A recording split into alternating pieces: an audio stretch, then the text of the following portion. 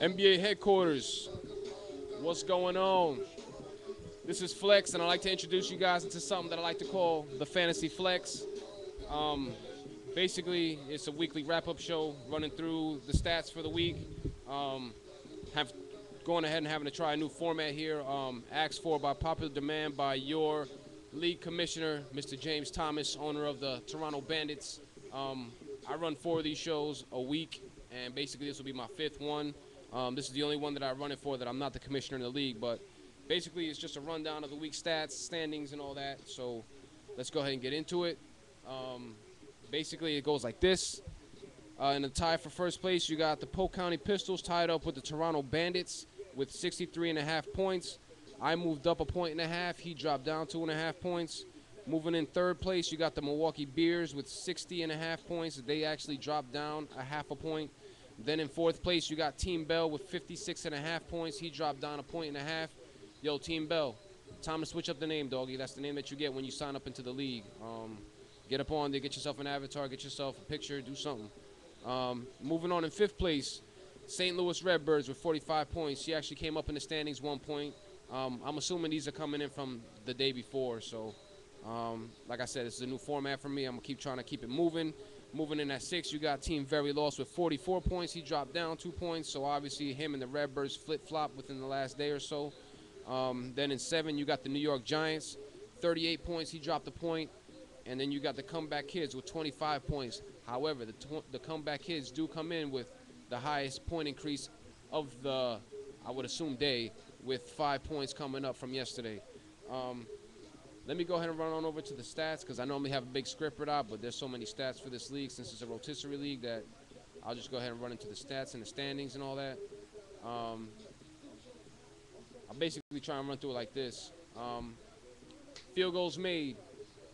First place, you got the Milwaukee Bears with 1,698 field goals made. Moving in second, you got the Toronto Bandits with 1,492 field goals made. And in third place, you got the Polk County Pistols, myself, with 1,460. The bottom of that category, you got Team Bell with 1,335. Field goal percentage, top of that category. Listen to this. You got the Milwaukee Bears one more time. Strong team in the league, third place so far. All he got to do is make a couple moves and make a couple adjustments. He could be on top just like me in Toronto, myself. Field goal percentage, he's shooting at a high 48%, along with the Toronto Bandits shooting at a high 48%. And coming up in third, you got Team Very Lost with 47%. Bottom of that, Polk County Pistols, myself, with shooting at a low 45 percentage. Free throws made, Milwaukee Bears, once again, first place in that category with 959 free throws made. Second with a pretty large, almost 100 free throw command over the Toronto Bandits. Toronto Bandits come in with 864 free throws made. Polk County Pistols, I'm battling for that second spot, coming in with 854, only 10 behind Toronto. Bottom of that category, you got the Comeback Kids with 649 free throws made altogether through the first 5 weeks. All right, here we go. Next category we're going to run through, we got the three-pointers made. That category goes to the Polk County Pistols, myself with 299, just one three-pointer made, short of 300. Ahead of that, or right behind me, I got the New York Giants with 255 and Team Bell with 242. Bottom of that division, after hearing his name on the top of 3 divisions straight, is the Milwaukee Bears with 166, so his weakness has been exposed. However, we move on over to the three-point percentage category. Three-point percentage, you got Team Very Lost with a high 37%, the St. Louis Redbirds with 36%, and the Team Bell with a low 36% coming in at third in that category. Bottom of the three-point percentage category, you got the Comeback Kids with 31% shooting. Offensive rebounds, we'll move on over to the O rebounds. Team Very Lost is leading that category, so he obviously got the 8 points in that roto category with 423 offensive rebounds. Right behind him, you got Team Bell with 404 offensive rebounds. And then you got the St. Louis Redbirds rounding that top of that category out with 387. Bottom of the category, you got the New York Giants with 315. Moving on over to rebounds altogether, overall.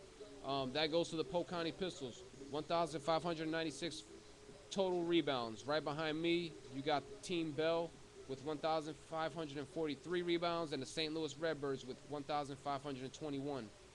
Bottom of that category, you got the comeback kids. Talking a little bit loud right now, but that's because the music's about to hit it back up on repeat. So I'm trying to talk over the music, but let y'all get a little sample in the background. It's that new Gucci Man. But on over to the stats, because that means that I'm already at like 5 minutes or something like that. 5 minutes and 17, 5:30, I don't even know. But bottom of the category of rebounding, you got the comeback kids with 1,291. I don't know if I mentioned that already. Moving on over to the assist category, with the highest total in assists, with the only man with 1,000 assists in the league, that goes to the Toronto Bandits. He's got 1,058 assists. Pretty high commanding margin in assists, as the next guy, Team Bell, only has 887, and I have 829 for the Polk County Pistols, rounding up third in the assist category. The bottom of the assist category, that goes to Team Very Lost with 715. Moving on over to the steals category, that also goes to the Polk County Pistols with 353 steals. Number 2 in that category goes to Team Bell with 291 steals. Toronto Bandits got 280 steals, so they're still battling for that number 2 spot. Bottom of that category, you got Team Very Lost with 201 steals. Moving on over to my favorite category, the blocks. You know what I'm saying? The get it out of here, the not in my house. Leading that category, you got the Toronto Bandits with 223 blocks on the year. Coming up right behind them in second place is myself, the Polk County Pistols, with 183 blocks on the year. And then the Milwaukee Bears and Team Bell actually tied up for 177 blocks. So tied for third place, you got those two teams. Bottom of that category, you got the comeback kids. So the kid is trying to come back, but it's hard when you're at the bottom. He's got 161 blocks on the year. Basically, now we're going to get into the nitty-gritty. As a matter of fact, let me save that for last. Moving on over to the games played, which doesn't really mean anything as far as points, but I just figured I'd throw it out there anyway, just as a reflection for the points. Games played, the leader of that for the year will be myself, the Polk County Pistols, with 254 games played so far. And then tied up for second, you got the Toronto Bandits and Team Bell with 248 games played each.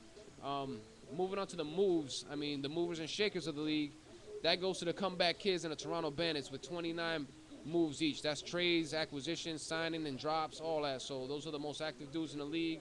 In third place, you got, with 16 moves, the New York Giants, and I pull it up in fourth place. I call myself a mover and shaker. I did all my moving and shaking at the beginning of the year, and I'm pretty straight with what I got right now. But like I said, send me the offers. I've made 11 moves, and other than that, everybody else is still making moves. So there's nobody with a 0 on there, which means everybody's checked in. And here we go. Let me get into the nitty-gritty. Like I said, moving on over to the points, the main event. This is what everybody's looking for over here. Points for the league, points that you scored all year. The Milwaukee Bears are holding down that category ridiculously with 4,521 points. I'm second, and I'm like 500 points behind Dukes. And I got 4,073. The guy has 4,521. And third in the points category, you got the Toronto Bandits with 4,030. So we battling for that second spot, but it's going to be a long way up and a long climb to catch the Milwaukee Bears as far as trying to catch them in the points category. Bottom of the points category, once again, you got the comeback kids. Kid is coming back, like I said. Give the kid mad dues. He's doing his thing. So, I mean, like I said, he wasn't controlling the team through the first 2 or 3 weeks. So, since he's been doing it, he's been doing his thing. He's been moving, and he's been advancing and climbing up the standings. So, other than that, I mean, this is the Fantasy Flex. This is our weekly wrap-up show. Let me know what y'all think up in the C-Box. My YouTube channel is Flex2481 at YouTube, obviously, and or just Flex2481 when you get into YouTube. But like I said, this is the Fantasy Flex. Hope you guys enjoyed. I do this for you guys, and